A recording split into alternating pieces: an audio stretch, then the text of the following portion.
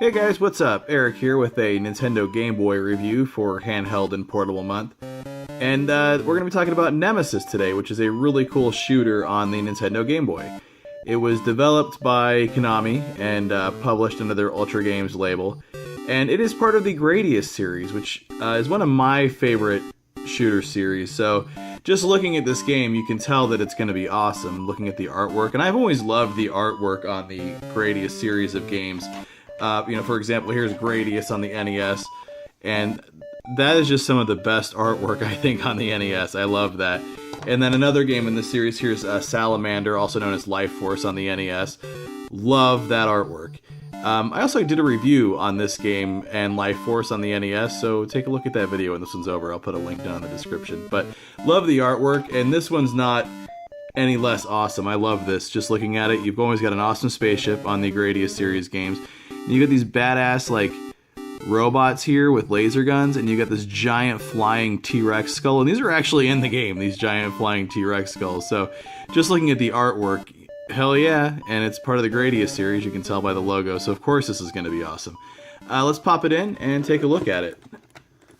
We'll be playing this on my Game Boy Advance SP because the screen looks nice. And there's some more badass artwork on the title screen, and we've got your Moe heads there, Easter Island heads, which those are always important to the Gradius series. I think they appear in pretty much every game.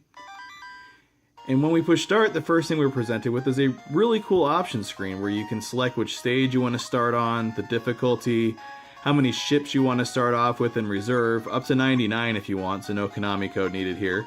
We'll leave the auto shot on, and you can also change your controls here. Let's get started on level 1.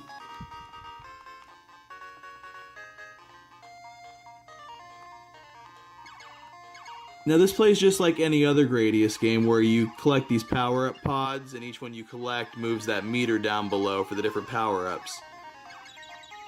You of course want to increase your speed quick as you move slow. And then see, I've got missiles. If I get one more, I can get a double shot.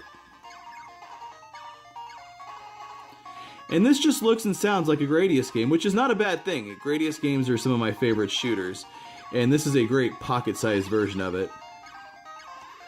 Let's move this on over to the Super Game Boy so it's a little easier to see.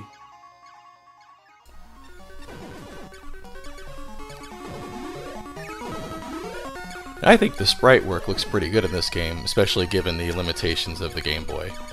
Again, this was an early release, it was 1990, so not a lot of publishers and developers knew how to utilize the Game Boy to its fullest extent, but they did a pretty good job here, I think, with this Konami. And this should look familiar to Gradius fans. If you just park your ship in the right spot, you'll be safe. But each boss, before the boss fight, there's a little section like this where you have to dodge some sort of crap flying at you. It's a Gradius standard.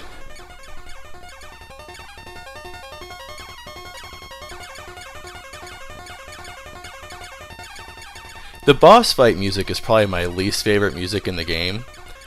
The rest of the music in the game is pretty good. A lot of Game Boy games have good music, surprisingly. A lot of people don't give the little gray portable system credit for that. Now this boss is also another Gradius standard. You gotta blast the little barriers out of the way before you can shoot in the middle.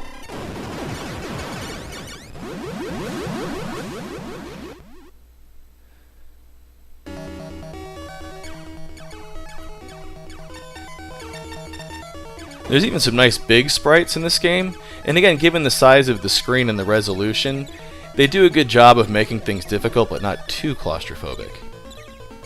I do love this level design as well. It's very HR Giger-esque with all the biomechanical stuff. And then we have another Gradius standard here, the Easter Island heads firing donuts at you.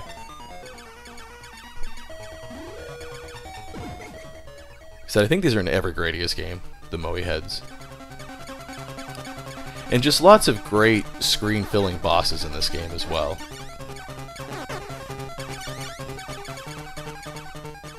Big and detailed. Pretty impressive for the Game Boy, especially an early Game Boy game.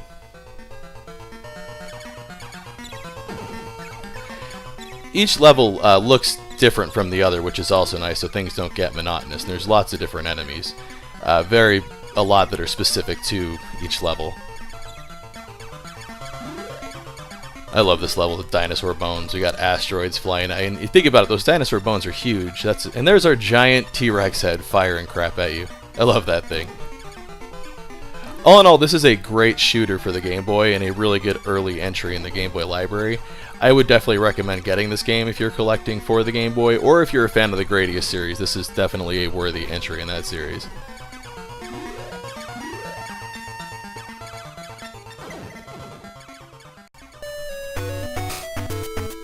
Hey guys, thanks for checking out the last review for Handheld and Portable Month 2016 here at Mad A Productions. If you haven't been watching all month, go back and watch all the reviews I've done. I've done nothing but reviews of handheld and portable games all this month. Also, don't forget to hit those like and subscribe buttons and check out my links to the social media crap there. And as always, thanks for watching and take care.